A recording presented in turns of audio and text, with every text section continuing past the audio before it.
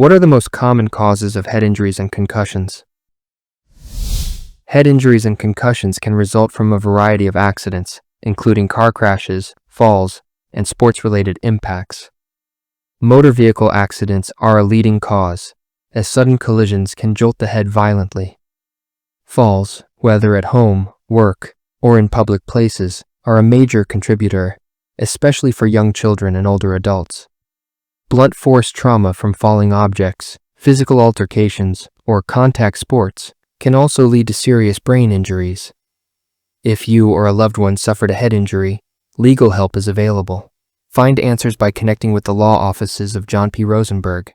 For over 45 years, attorney John Rosenberg has helped clients just like you seek healing, answers, and justice when a severe head injury changes their lives. Have questions or in need of legal help in Woodland Hills? You can reach us by visiting our website at www.jrosenberg.com today.